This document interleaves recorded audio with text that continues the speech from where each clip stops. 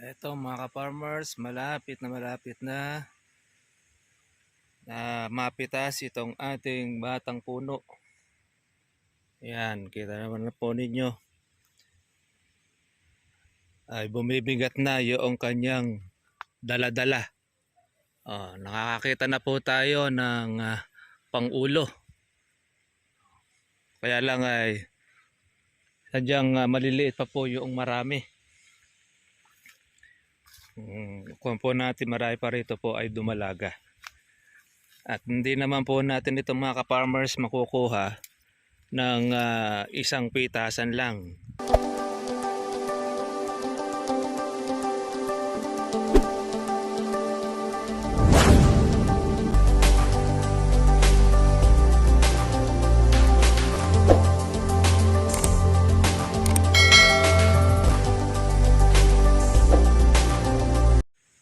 Ito mga ka-farmers, malapit na mapitas itong ating batang puno.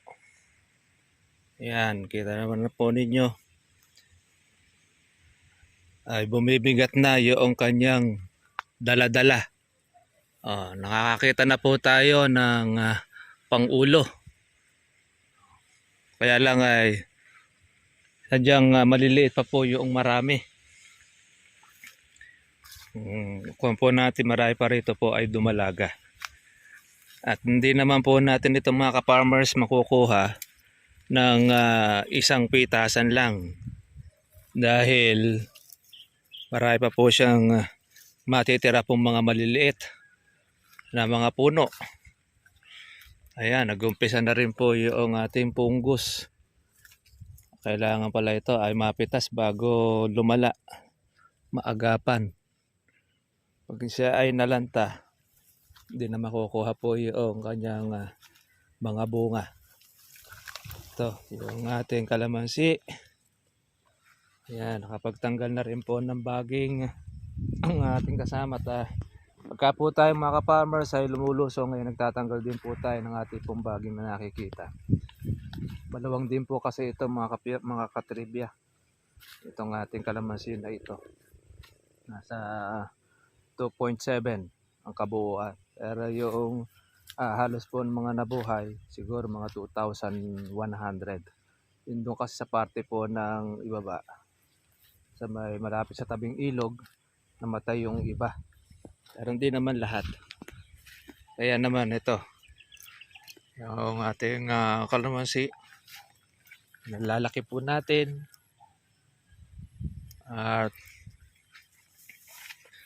kahanap ng mga konting kono lang ito, mga adjust, depende po sa magiging lagay o presyo ng kalamansi.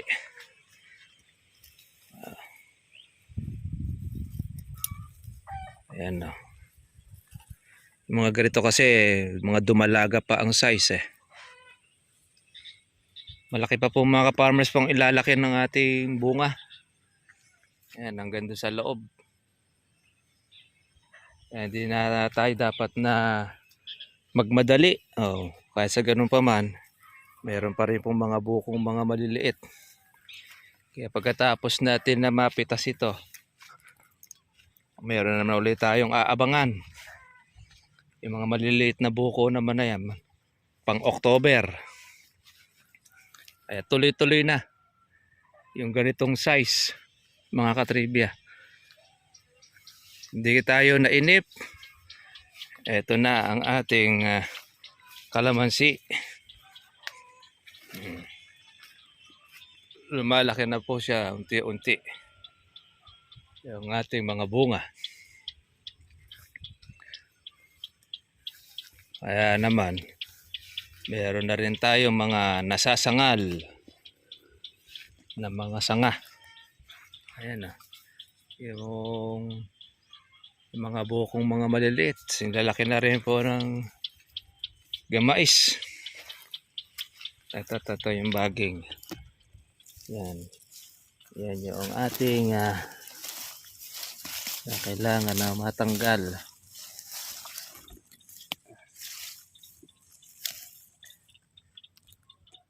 kasama po sa nagpapabigat yan ng ating kalamansi. Ayan. Good morning po sa lahat. Good morning po sa inyo mga katribya. Ito po tayo ulit sa ating batang kalamansi. Tatanggal po tayo ng ating baging.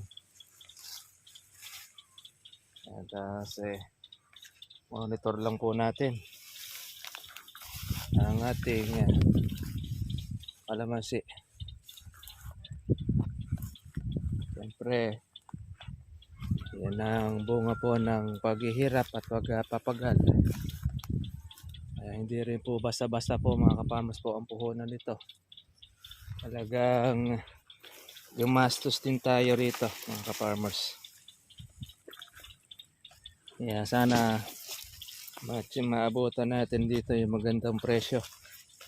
Sanang bumagsak. Although kasama talaga sa business, sa negosyo,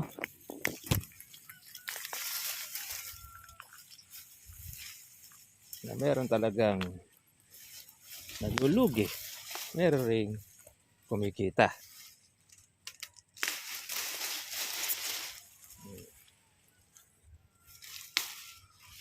Hindi pa po natin ito po pwedeng pwersahin. Dahil dumalaga pa siya. 2-3 ang karamihan. Konti pa lang yung nakikita nating uno. Yung mga unong nagbulaklak noon, dapat mga ganito. Kahit mga ganitong size man lang, okay na siya. Ayan o. Pero makakahalaw na tayo rin dito mga katribya. Pwede na rin tayo makahalaw. Kaya lang, pag pinasok po talaga ito ng ating mga tagapitas, halos makukuha na po mga kaparms po rito yung marami. Kaya pinalilintog-lintog lang po muna natin.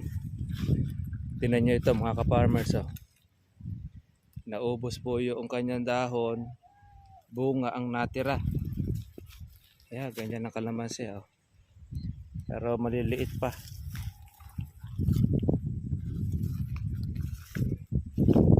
Nawala yung dahon niya. Nung matindi pong init mga kaparmers, yan ang sakit ng kalamansi. Natatanggal ang dahon. Tapos nagbo-brown.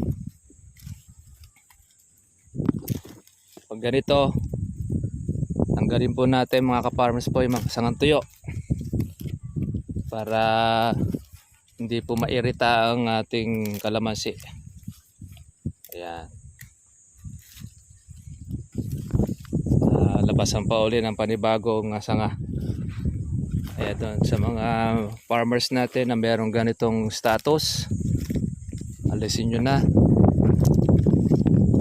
yung sangang tuyo. Hindi nagpuro bunga na mga farmers. Malaki pa po ilalaki nito ating kalamansi.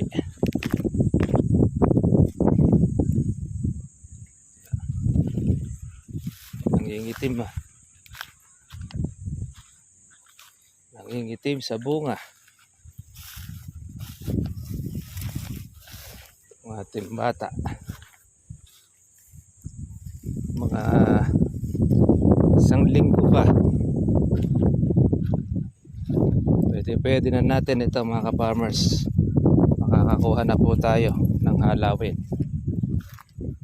Meron tayong mga parte po na medyo malalaki na. Pero sa 1 week, talagang malilintog na ito. Sana libo pa rin ang kalamansi. Hindi pa rin po mga kaparmers nagbabago. Nasa 1.1 at 1.2. Napako na po ang presyo ng kalamansi po natin. So ganun pa man, napakaganda pa rin po noong presyo na yan.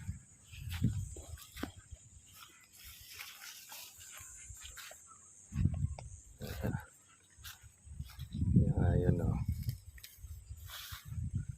Maganda po kasi nito. Lahat po siya ay mayroong sunong na bunga at nagparehas.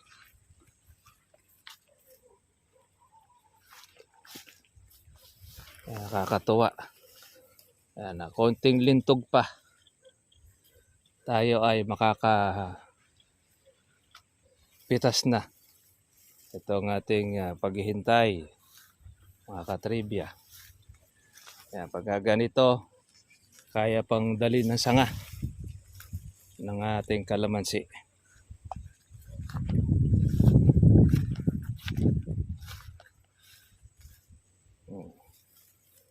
Bumabayok na ang kanyang mga bunga, mga ka-farmers.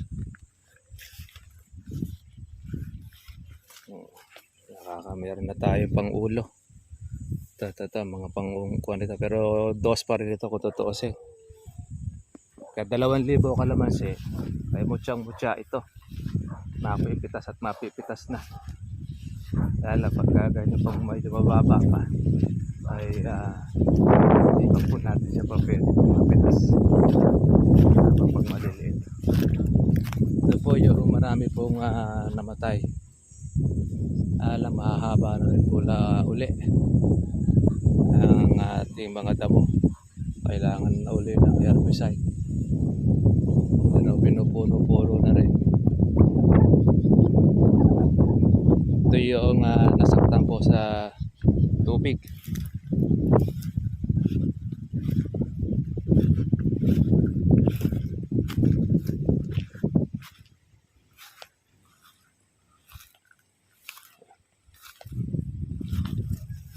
So, delay na rin itong ating kalamansi na ito.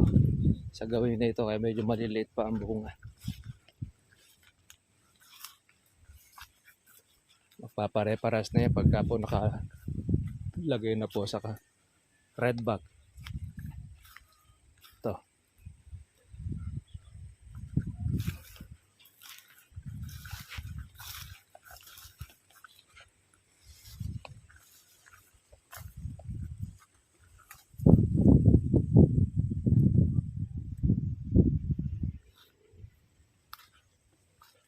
Dahil po ritong kasaresa. Yan, yung mga buko na yan. Ang ating pang October.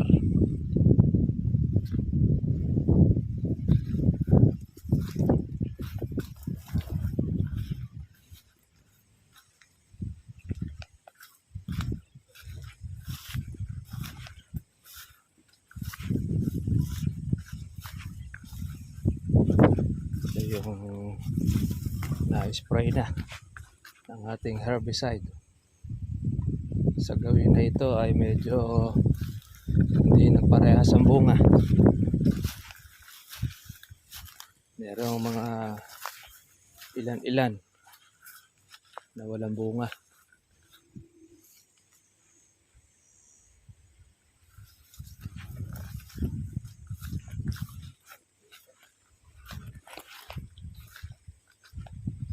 Lalo rito.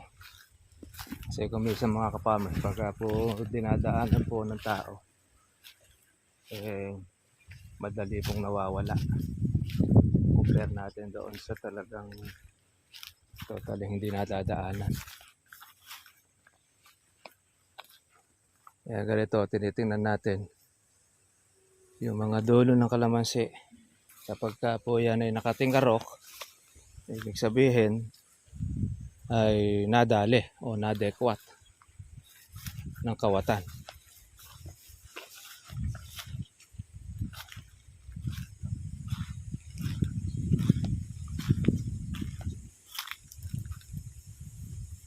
Ito rin, medyo mahina ang bunga rito sa baba. Kaya halos ang magdadala po ng mapipitas natin nandito sa taas. Pero marami na po siyang makakuha na po yung kanyang inusad. Naging progressive na. Ito yung ibang mga namatay lalo sa may parte po ng dulo.